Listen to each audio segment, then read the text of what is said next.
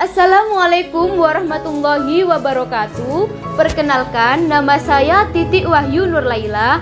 Status saya mahasiswa di Universitas Pesantren Tinggi Darul Ulum Jombang. Saya dari Fakultas Agama Islam, Prodi PGMI semester 4, NIM 1318002. Assalamualaikum warahmatullahi wabarakatuh.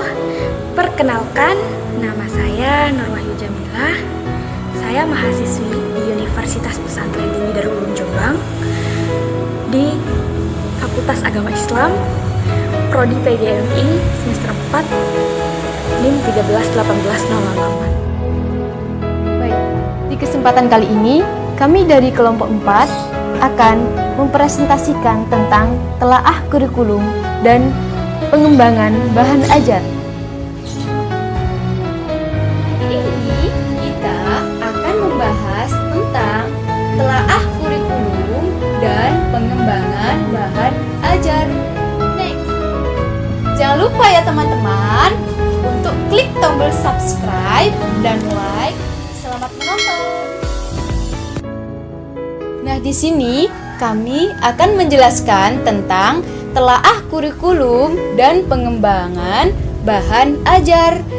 Di sini ada 3, yaitu yang pertama, ada pengertian kurikulum. Yang kedua, telaah kurikulum bahasa Indonesia. Dan yang ketiga adalah pengembangan bahan ajar bahasa Indonesia. Nah, selanjutnya, nomor 1, pengertian kurikulum. Di sini teman-teman ada yang tahu apa sih pengertian kurikulum? Kita akan bahas ya tentang pengertian kurikulum. Kurikulum adalah perangkat mata pelajaran dan program pendidikan yang diberikan oleh suatu lembaga kepada peserta pelajaran dalam satu periode pendidikan. Yang kedua adalah telaah kurikulum bahasa Indonesia. Telaah artinya mengkaji. Nah, di sini teman-teman ada yang tahu telaah kurikulum bahasa Indonesia mengkaji apa saja? Nah, di sini telaah kurikulum bahasa Indonesia mengkaji 3 hal, yaitu yang pertama ada landasan. Nah, yang kedua ada tujuan. Nah, yang ketiga ada standar kompetensi. Nah, untuk sumber bahan ajar kita bisa mendapatkannya melalui buku teks, laporan hasil penelitian, bisa dari jurnal, bisa dari buku kurikulum, bisa dari internet, bisa juga dari media audiovisual maupun bisa juga dari lingkungan. Untuk bahan ajar atau materi dalam pembelajaran di sini harus memuat tentang ilmu pengetahuan, karakteristik, dan juga nilai atau sikap. Dari pengetahuan di sini bisa pengetahuan yang bentuknya fakta, konseptual, prinsip, dan prosedur. Untuk karakteristik di sini kita mengajak siswa untuk mampu menyimak, membaca, menulis, dan juga berbicara.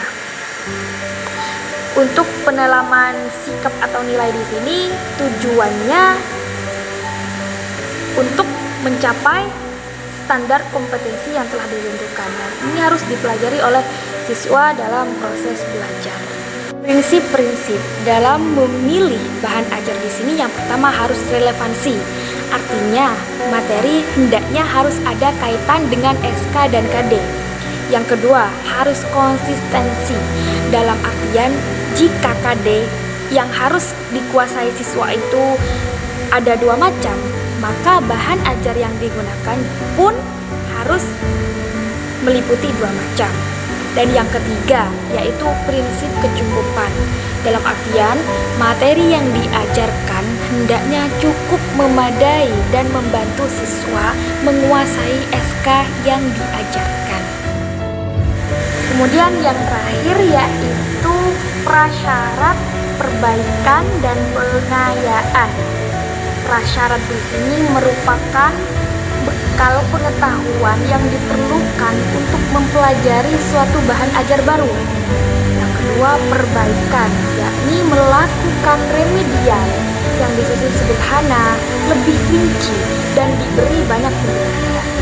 Dan yang ketiga, pengayaan, yakni pendalaman dan perluasan yang diambil dari buku rujukan lain atau disediakan modul pengayaan. Nah, jadi kesimpulannya, tugas utama seorang guru adalah membimbing, mengajar, dan melatih peserta didik secara profesional sehingga dapat mengantarkan peserta didik mencapai tujuan pendidikan dengan berpedoman pada kurikulum. Baik, terima kasih. Mungkin itu saja yang dapat kelompok kami sampaikan dan kurang lebihnya mohon maaf. Semoga bermanfaat bagi kita semua. Wallahu muwaffiq ila aqwamit thoriq. Assalamualaikum warahmatullahi wabarakatuh.